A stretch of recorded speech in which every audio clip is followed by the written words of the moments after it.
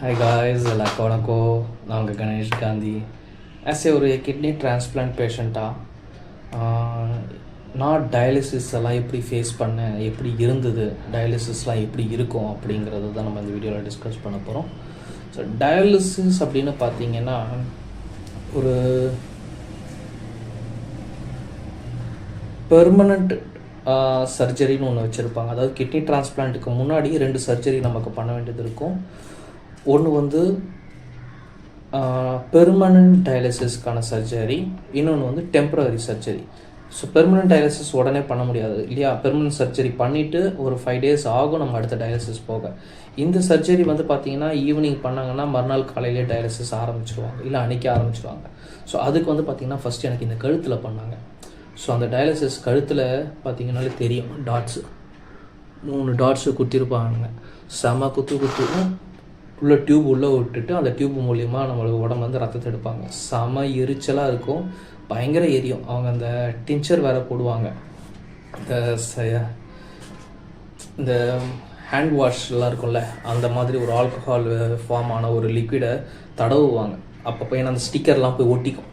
நம்ம அந்த எடுத்துகிட்ட பிறகு அந்த ஸ்டிக்கர்லாம் ஒட்டுவோம் இல்லையா, அதெல்லாம் போய் ஒட்டிக்கும் வந்துட்டு சொல்லிட்டு அதெல்லாம் போட்டாங்கன்னா செம எரிச்சலாக இருக்கும்.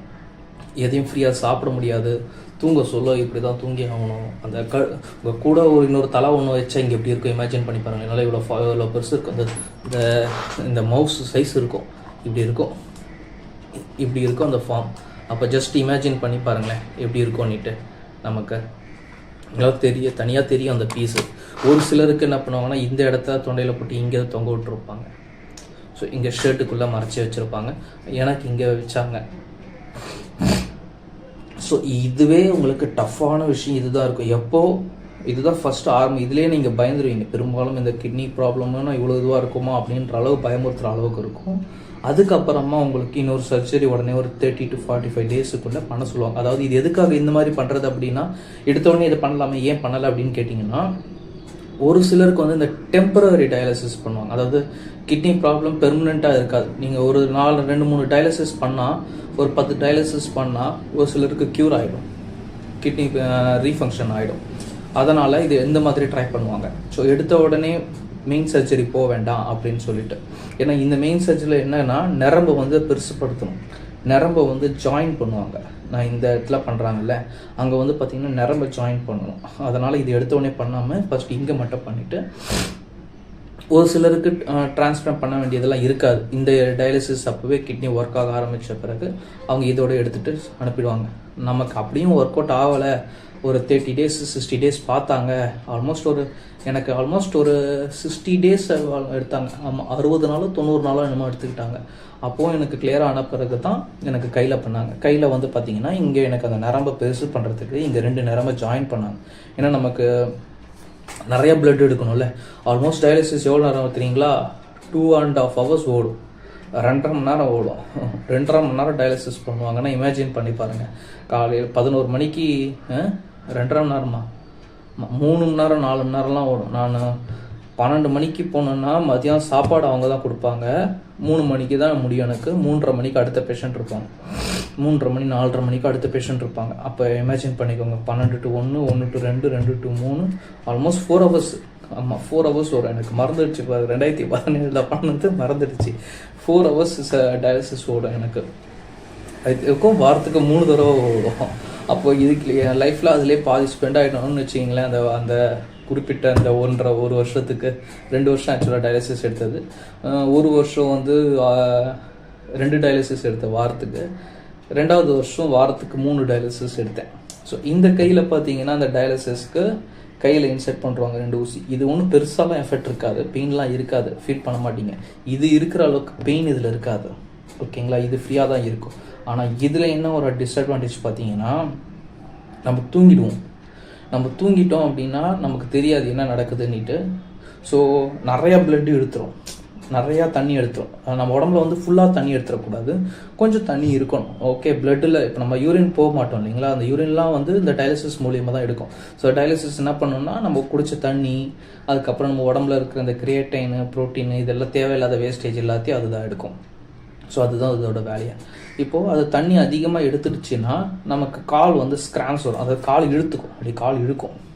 ஓகேங்களா? அப்போ நம்ம அவங்களுக்கு நர்ஸ் கிட்ட சொல்லணும்.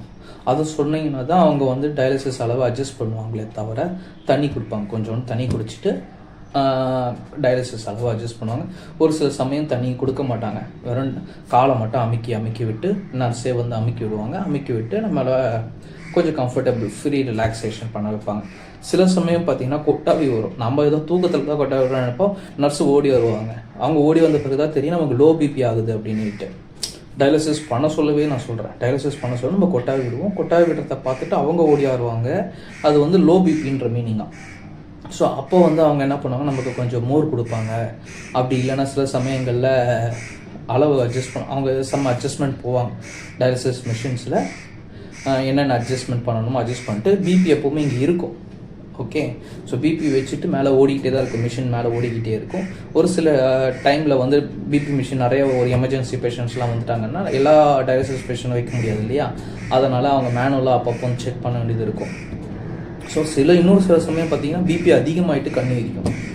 ஸோ இதுவும் இத்தனையும் நான் சொல்கிறது டயாலிசிஸ் நடக்கிற டைம்லேயும் நடக்கிற சுச்சுவேஷன். ஓகேங்களா?